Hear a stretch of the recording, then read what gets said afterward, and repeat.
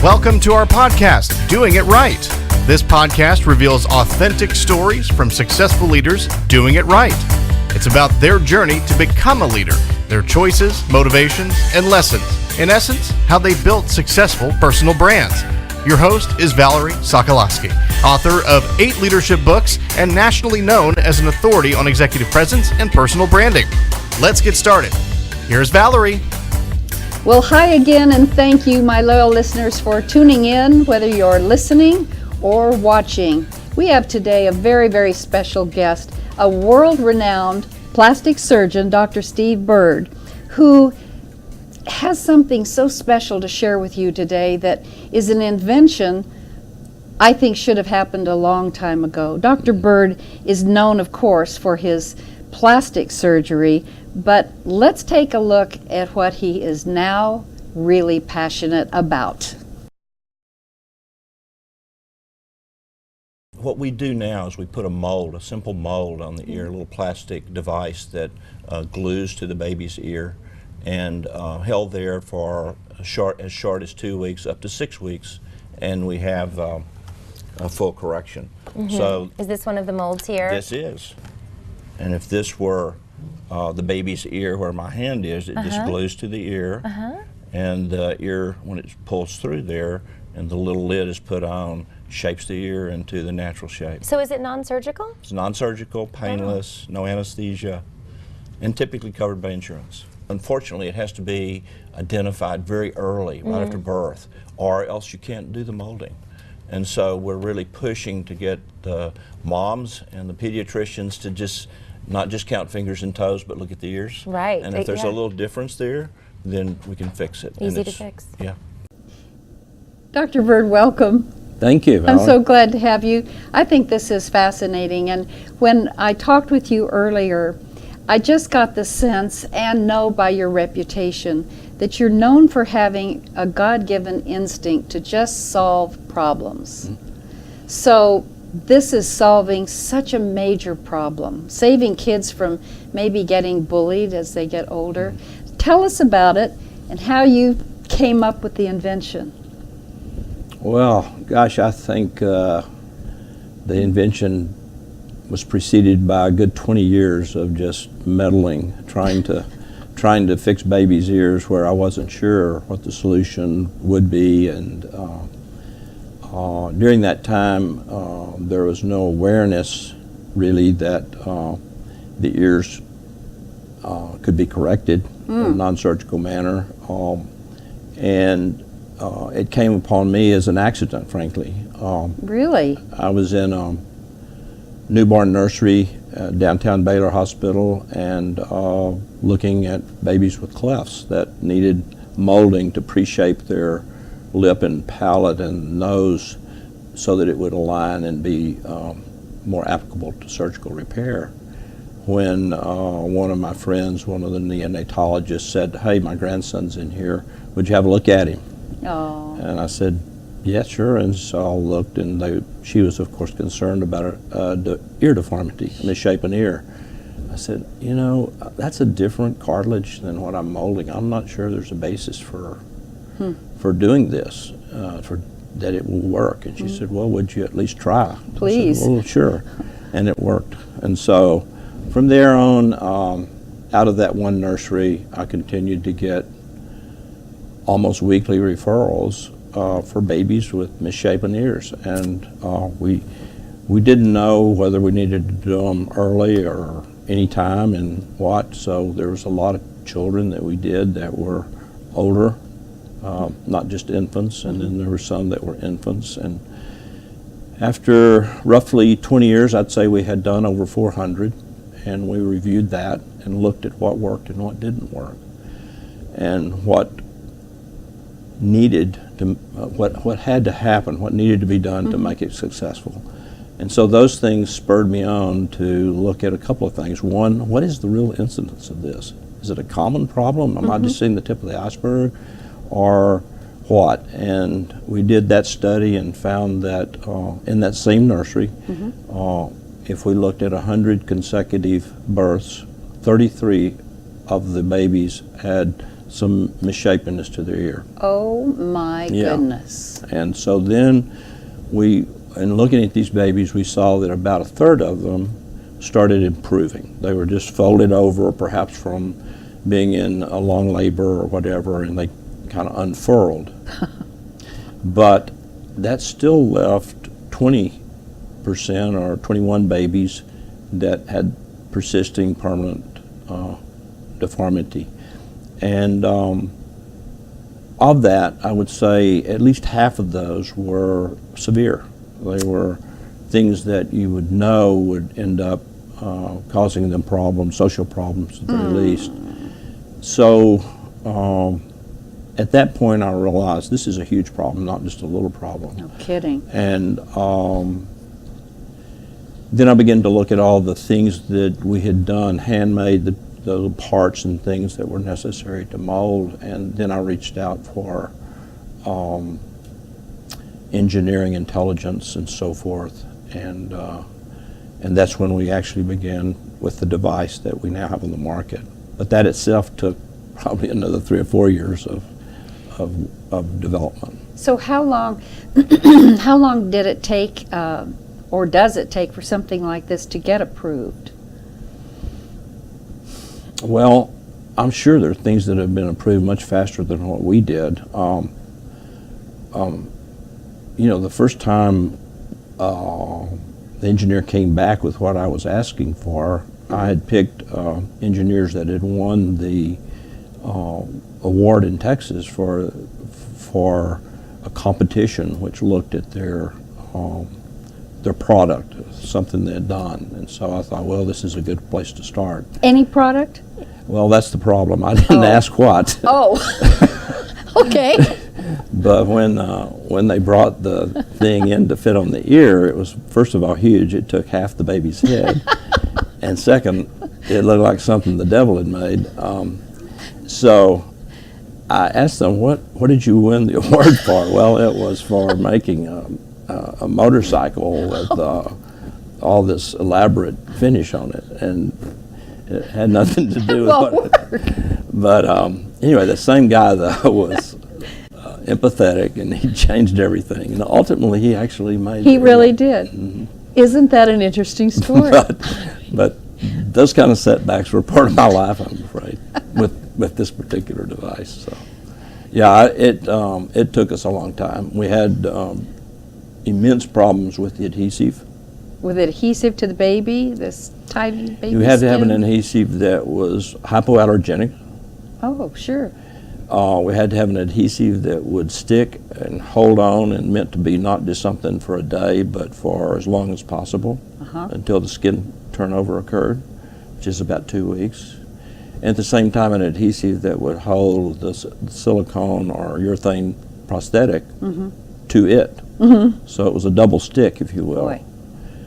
And we learned along the way that those adhesives needed to be breathable so that they didn't capture moisture beneath them.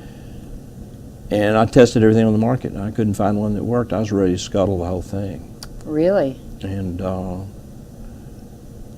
another sidebar story that goes with that, I ended up getting on the phone with a adhesive glue expert in 3M, a lady. And she said, what in the world are you trying to do? And so I sent her a video of what we were doing, and she called me and said, this is my project, we'll solve it. And she actually made the adhesive. Is that right? Did she have a child or a relative? She just saw the vision. Just got inspired from a simple video that showed a baby before and after. Yeah. So Dr. Byrd, your practice has been primarily plastic surgery, cosmetic surgery, but also infant. Tell us how you got into this in the first place. How did you become a doctor? Oh, well, that was, I guess, happenstance, because I had no instinct as a child, adolescent, or college student to become a doctor, no. But I would say I've been influenced by key people along the way that I probably took for granted, frankly. But now I don't. I see the that a lot of what happens is not happenstance. There's a purpose, and these individuals were guiding me, whether I knew it or not, and part of the big plan. And they in college, the chairman of the biology department, I was working for him, and I just wanted to grow up and be like him. And he was a limnologist of all things, which is a professor that studies freshwater ecology and so forth. And as such, worked with him a lot during my college years, including summer, taught for him and taught parasitology and so forth. And when it came time for me to do graduate course with him and become, higher educated in the field, he said, I want you to go to medical school. And Out of the blue, he said that? He called me in. And it broke my heart because I really wanted to be his disciple, so to speak. Oh, my goodness. And but he said no. He said the Vietnam War is raging. There's no deferment. You will be killed. I want you to go to medical school. He said, if you don't like it, after 2 years you can come back here. And so that's what happened. I took all the tests and got in medical school and never left. It was I found what I wanted to do there. I didn't know it was plastic surgery, but I thoroughly enjoyed the science that was involved in the human contact. So, plastic surgery, what is it about that, from your perspective, that is so fascinating, that keeps you committed? Well, as I'm going like this. well, the thing was that first it was I going to be a medical doctor, or was I going to be a surgeon? And I decided on surgery. And within that scope, I saw plastic surgery as this field that had a lot of opportunity. A procedure was not necessarily defined. It wasn't cookbook. It was customizing what you did to fit the need. Sometimes that was reconstructive, often it was reconstructive, in fact, both in kids and in adults. And so your imagination was free at that point. And so it was a creative thing, and you needed to have an artistic eye. You needed to be able to see the third dimension of things in order to create true outcomes. And so those were the things that held me to that specialty, that drew me to it, that made me prosper in it, really. Well, you have prospered, and it's my understanding that you have, in fact, invented, that's the only word I know to use, some procedures.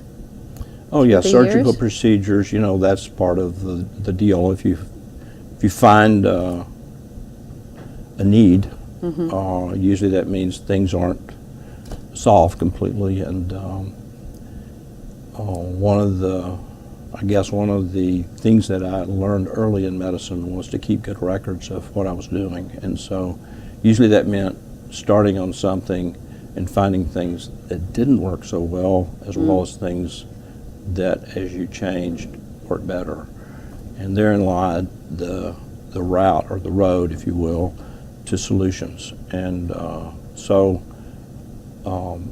most of the things that I've written about that are published, alternatives in surgery, have been the result of that process of just keeping records, looking at what doesn't work, looking at what does work, putting it together, and presenting it that way, because physicians want to know what are the vulnerabilities, what are the downsides, and if you give them the whole picture, then they're more apt to be successful and doing what you've done and making it even better. Most of the time, they take what I've done, particularly the fellows and residents that are under me, and they make everything I've done better because they're fresh minds and they're sharp, and so that's the way it works. That's a good point, I think, for anyone in business, is to keep good records. Well, right? It serves me well, I'll tell you. I need to keep better records. Thanks for that reminder. What is it today at this stage of your life that you want to do now with this EarWell? What's the? It's trademarked. It's patented worldwide, and I love what it said about as a mother. It doesn't hurt. There's no anesthetics. Should be insurance taken care of, so you don't have to go through all that hassle. Is it being well received? It's been well received, but it's just not well known. I mean, the problem with it's more than discovering this device. It was the fact that multiple, well, at least pediatricians, OB-GYNs, plastic surgeons around the world are not aware of the fact that, number one, that a misshapen ear is more apt to worsen than to get better. They don't know that? No, they don't know that. Because that's not the teaching. There's a lot of teaching in pediatrics. It's called watch and wait. And I think it applies. I mean, babies are born with small holes in their heart that close, and they do fine. But unfortunately, in the ear, there's a closing window of opportunity to shape the ear before surgery would be required, and that's a very narrow window. How long?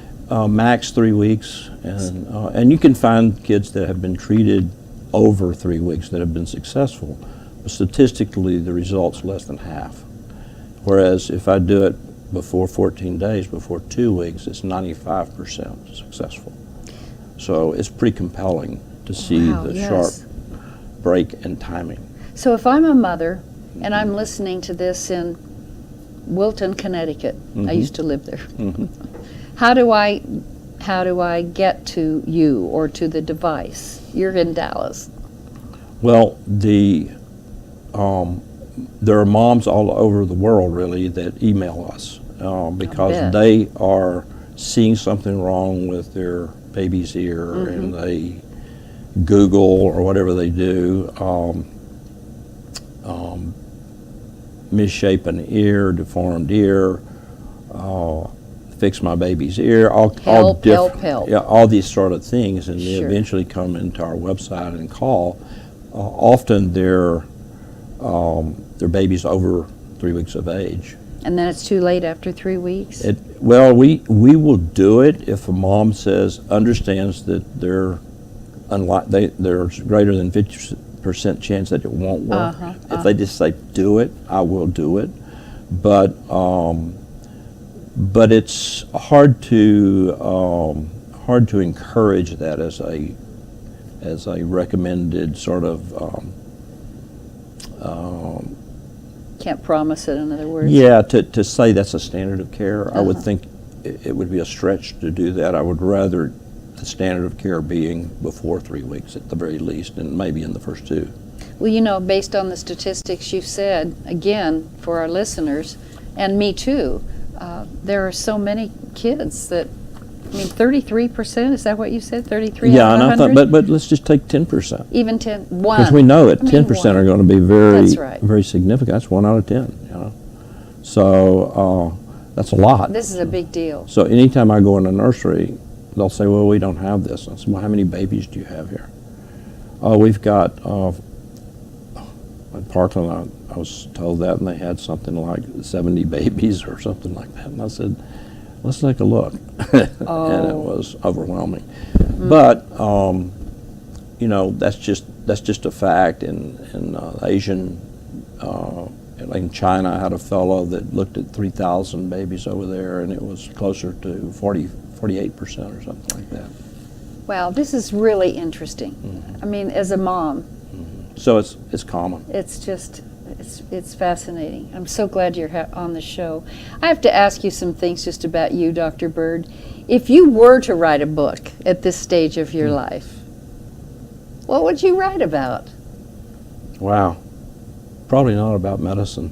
Oh, really? Probably Okay. not about plastic surgery. I can understand that. I don't know. I think that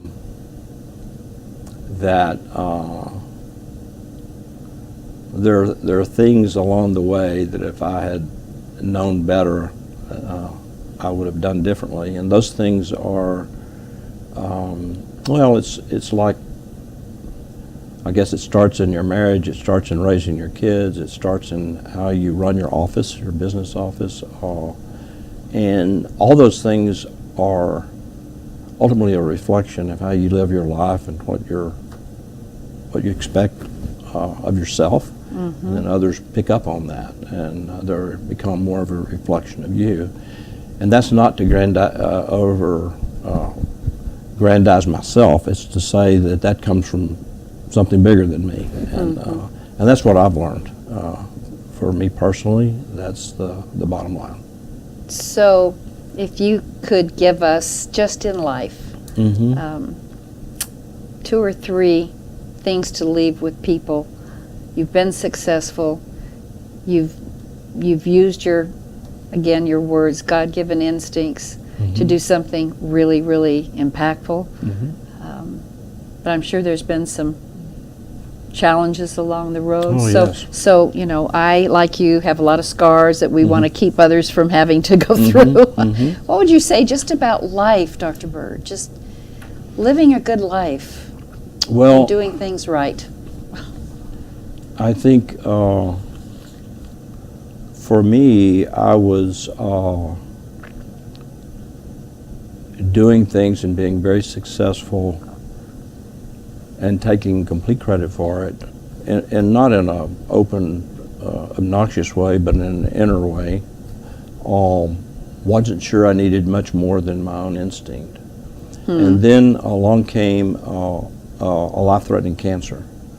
And it happened to be in my eye, so the result would be, of course, that I would likely be dead in a couple of years, and would certainly lose my eye and be disfigured and not be able to continue my specialty.